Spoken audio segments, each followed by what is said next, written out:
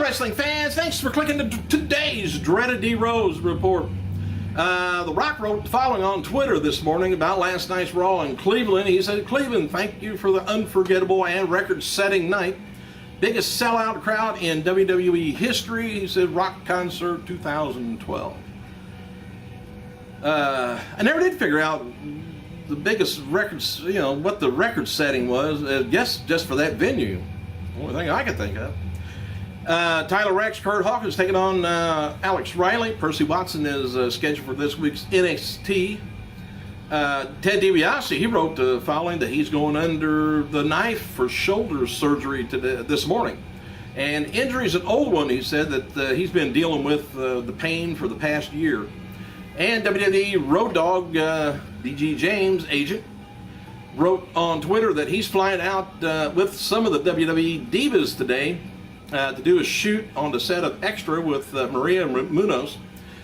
This is likely a follow-up to the angle that Munoz and the divas that they are, well, they're going to be working an angle here in the future. I got a little bit more information on it down here. Hang on. And noted before that a 12-year-old Dylan Christian from Cleveland, Ohio, which I mentioned about probably about a month ago, he wanted to meet his hero John Cena. WWE returns to Cleveland last night, and that's where he's at for Raw. Dylan had a total so far. He's got 4 types of cancer and has lost one eye to the disease. That's horrid. He also lost his mother last year after being diagnosed with cancer. Man, Fox 8 and people in Cleveland that works to arrange the meet and greets finally made it happen last night. Cena has offered Dylan and his family round-trip tickets to attend WrestleMania 28 in Miami, but the trip depends really on Dylan's health. Cena wrote the following this morning on Twitter. He said, thanks Fox 8 News, always thank you to also Make-A-Wish for making great things happen. I'll be seeing Dylan at WrestleMania 28, I hope. Well, I'm saying I hope.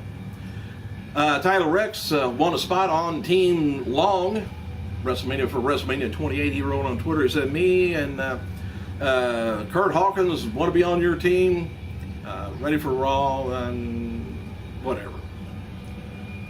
WWE Champion CM Punk wrote the following on Twitter about Chris Jericho. He said, Jericho brought up Punk's father last night on Raw. I haven't checked into it. I know there was an angle that they did in Ring of Honor quite a while ago on his dad. Whether it's true or not, I'll check into it and let you know. But Punk says, I don't want any sympathy. He said, save it for Chris. Said, shit just got to the next level. He said, I will hurt you. Somebody has skeletons in the family closet. Just keep my father out of it. WWE cameras tried to get word with Punk after the last night's Raw, and he had nothing to say. One of the plans for John Cena and The Rock at WrestleMania 28 would see a interference by another WWE superstar towards the end of the match. And this isn't confirmed, but speculation is going to be The Miz interfering, which may bring Rock back for a match with The Miz later. This is what I'm saying. Anyway, the infamous CM Punk promo from Ring of Honor that is likely used for the inspiration for CM Punk's promo on Raw last night. It's online. Just look it up under CM Drunk. The Bella Twins think that Brodus Clay's dancers are wannabes. They wrote on Twitter last night, said, look like Brodus Clay's girls are stealing the Bella pose up in the ring. WWE Champion CM Punk also told Luis Gomez of the Chicago Tribune that the last day of filming for his new WWE DVD will likely take place in his hometown of Chicago at Extreme Rules pay-per-view. Jim Ross, he arrived in Tampa, Florida on Monday to evaluate the WWE developmental at FCW. He said he's in attendance for Thursday's FCW taping. Chinese. As noted before, John Cena defeated Kane in a dark match at last night's Raw Super Show in Cleveland. Cena announced that rapper Machine Gun Kelly, who was sitting in the crowd, will perform the theme music for WrestleMania 28 in Miami. Names confirmed for Kevin Nash's and Sean Waltman's WrestleMania weekend party at Ocean 10 in Miami on Friday before the pay-per-view includes, of course, Nash and Waltman, Billy Gunn, Robbie E., David Hart Smith, and there should be some more, I would think. TNA has announced, switch channels. TNA has announced Destination X pay-per-view will take place July 8th, Impact Zone in Florida. TNA star James Storm, by the way, announced on Monday that he's going under the knife for surgery on his ankle to remove bone spurs that's been bothering him. Storm is scheduled to face Bobby Roode for the TNA title at April's Lockdown pay-per-view. The bone spurs can be a little bit on the dangerous side, getting them removed, but the healing process is what you got to worry about. TNA has announced that TV champion Robbie E. is going to be defending his title in an open challenge on Sunday's Road to Victory Tour, Victory Road Tour in Orlando. Eric Bischoff took a shot at Jeremy Borash on Facebook last night, but has since deleted the message. He did write, though, "Just had a beer in Nashville. Bartender asked me I work for the boss, Jeremy Borash. When I asked, what the fuck? And she said, that was supposed to mean I was told emphatically that Jeremy has presented himself as the owner of TNA. Jeremy is a low-rent bit player who should be fortunate he has a job." Oh, are we getting testy now? In addition to last night's Raw Super Show, TV personality Maria Munoz is scheduled to be a part of WrestleMania 28 with the Divas, and noted that the Diva WrestleMania plans have changed from what it was originally scheduled, I guess. Munoz is scheduled to begin the new season with Dancing with the Stars next Monday night, so an appearance on Raw seems unlikely, because I think that's live. Well, Raw and Dancing.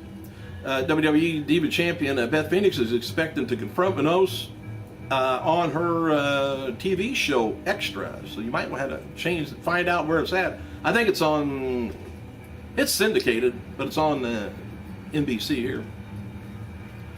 All right, this world lost two personalities on this date. In 2007, Hall of Famer Arnold Skaglan died at the age of 82. His first ambition was to become a professional boxer, however. He failed to make the grade, and he turned to wrestling instead, making his debut in 1946. He fought all over the U.S., but won his only championship in New York with the WWF promotion, holding their U.S. tag titles with Spiros Arian. Although they were given, it was a kind of a short win, I guess. But in the 60s, Skaglan bought Capital Wrestling Corporation and WWF's parent company, and after that, stepping back from the ring, he became a producer for the company. By the mid-70s, Skaglan had all but retired from active in-ring duties, but remained on the shows, the WWF shows, in management role, guiding Bruno Sammartino and Bob Backlund to the world title reign. Hang on a second. All right, anyway, he stepped away from the ring in the 80s, though he didn't, continue to make off-air appearances. Every once in a while he'd show up at one of Vince's deals. Anyway, he was inducted into the Hall of Fame in 1994. Skaglan died peacefully at his home in White Plains, New York, with his family by his side. And in 2009, one time, WWF Intercontinental Champion Andrew Tess Martin, he died at just the age of 33. After training from Bret Hart, Leo Burke, and Dory Funk, Martin began competing in the Canadian area in 1994 under a multitude of aliases. He also joined WWF in 1998, making his first appearance as a bodyguard from the band of Motley Crue, if you remember that. Anyway, he was going to align himself with the corporation and found out perhaps his greatest success upon leaving the corporation and entering a storyline relationship with Stephanie, accumulating in a formation of the McMahon-Helmsley stable. After this, he primarily competed in the tag team division alongside at different points with Albert, Booker T, Lance Storm, Christian, William Regal, Scott Steiner, although he would continue to find moderate singles success. And in 2004, he underwent spinal fusion surgery and was released from his WWF contract shortly afterwards. After a stint in the Indies, he made a surprising return in WWE, competing in its ECW brand, and I forgot about that. And the highlight of his second run was competing in the Extreme Elimination Chamber with the infamous December to Dismember pay-per-view series at the ECW title matches against Bobby Lashley. All right, shortly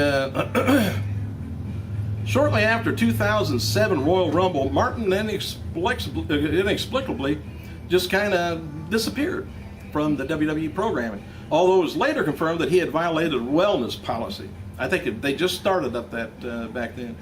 And less than a week after that announcement, Martin was either released or asked to be released, depending on who you want to believe, from his WWE contract. He moved to TNA, but didn't last very long there at the party due to concern over his physical size in the wake of the steroid scandal that was going on the internet. And after a farewell tour of Europe, Martin announced his retirement in the early 2008. Police were called to Martin's home after a concerned neighbor reported seeing him motionless for hours. His death was ruled an accidental overdose of oxycodone. Thanks for clicking, you guys. I gotta go.